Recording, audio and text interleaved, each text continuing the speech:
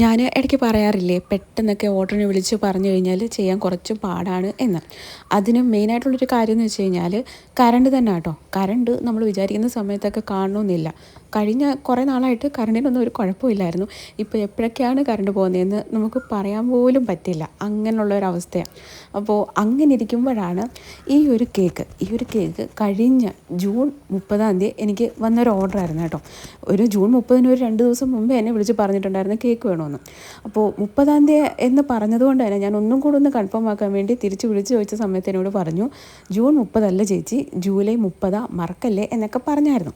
അപ്പോൾ സത്യം പറഞ്ഞാൽ ഞാനത് എഴുതിയിട്ടില്ല, ഞാനും അങ്ങ് വിട്ടുപോയി. കാര്യം ഞാൻ അന്നേരം പറഞ്ഞു ഒരു 2 ദിവസം മുമ്പേ എന്നെ ഒന്ന് വിളിച്ച് ഓർമ്മിപ്പിക്കണേന്ന്. അപ്പോൾ ജൂലൈ 30 രാവിലെ ആയപ്പോഴത്തേന് കോൾ എനിക്ക് വന്നിട്ടുണ്ടായിരുന്നു കേക്ക് വേണമെന്ന് പറഞ്ഞിട്ട്.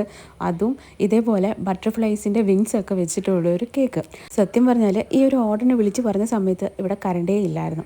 അപ്പോഴേ ഞാൻ നമ്മുടെ കസ്റ്റമറിനോട് പറഞ്ഞു, ഇവിടെ കറണ്ട് ഇല്ല, എന്ത് ചെയ്യണമെന്ന് എനിക്കറിയില്ല, അപ്പോൾ വേറെ എന്തെങ്കിലും ഓപ്ഷൻ ഉണ്ടെങ്കിൽ നോക്കാവോ എന്ന് ചോദിച്ചപ്പോൾ ആൾ പറഞ്ഞു, ചേച്ചി എങ്ങനെയെങ്കിലും നോക്ക്, എങ്ങനെയെങ്കിലും ഒന്ന് ചെയ്തതാ, കഷ്ടമുണ്ട് എന്നൊക്കെ പറഞ്ഞപ്പോൾ പിറ്റേന്നത്തേക്ക് ഞാൻ ചെയ്യാൻ വേണ്ടി എടുത്ത് വെച്ചിട്ടുണ്ടായിരുന്ന ഒരു 1 kg ടോൾ കേക്ക് ഉണ്ടായിരുന്നു. അപ്പോൾ ഈ വിങ്സ് ഉള്ള ആ ഒരു സംഭവം ചെയ്യണമെങ്കിൽ തന്നെ ടോൾ കേക്കും വേണം. അപ്പോൾ അതുകൊണ്ട് തന്നെ ഞാൻ ആളോട് പറഞ്ഞു, ഇതുപോലെ ടോൾ കേക്കാണ്, ഇങ്ങനെയൊക്കെയാണ് കാര്യങ്ങൾ എന്നൊക്കെ പറഞ്ഞപ്പോൾ അതൊന്നും കുഴപ്പമില്ല ചേച്ചി, ഏതെങ്കിലും ഫ്ലേവറിൽ എങ്ങനെയെങ്കിലും എനിക്കൊന്ന് ചെയ്ത് തന്നാൽ മതി എന്ന് പറഞ്ഞു. എങ്ങനെ ഒപ്പിച്ചു എന്ന് വെച്ച് കഴിഞ്ഞാൽ അതൊക്കെ അങ്ങ് ഒപ്പിച്ചു എന്ന് തന്നെ വേണമെങ്കിൽ പറയാം. അപ്പോൾ വിങ്സും കാര്യങ്ങളൊക്കെ നേരത്തെ പ്രിൻ്റ് എടുത്തത് എൻ്റെ കയ്യിൽ ഇതുണ്ടായിരുന്നു കേട്ടോ. അപ്പോൾ അതുകൊണ്ട് തന്നെ വെച്ച് കൊടുക്കാൻ പിന്നീട് പ്രിൻ്റ് എടുക്കാൻ ഓടേണ്ടി വന്നില്ല. അതേപോലെ ബാക്കി ഐറ്റംസും കാര്യങ്ങളൊക്കെ സ്റ്റോക്ക് ഉണ്ടായിരുന്നത് കൊണ്ട് തന്നെ നമ്മൾ രക്ഷപ്പെട്ടു എന്ന് തന്നെ പറയാം. തൽക്കാല സമയത്ത് ധൃതി വെക്കേണ്ടാലോ എന്ന് വിചാരിച്ചിട്ടാണ് ഒരു 1 day മുമ്പെങ്കിലും നമ്മളോട് കേക്കിൻ്റെ കാര്യം പറയുന്നത്.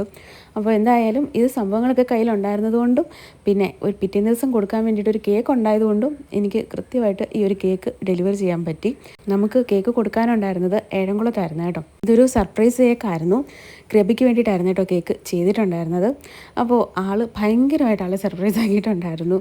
അപ്പോൾ വീഡിയോ ഇഷ്ടപ്പെട്ടിട്ടുണ്ടെങ്കിൽ കമൻറ്റ് ചെയ്യാൻ മറക്കണ്ട. നമുക്കടുത്തൊരു അടിപൊളി വീഡിയോ ആയിട്ട് കാണാം. ടാറ്റാ.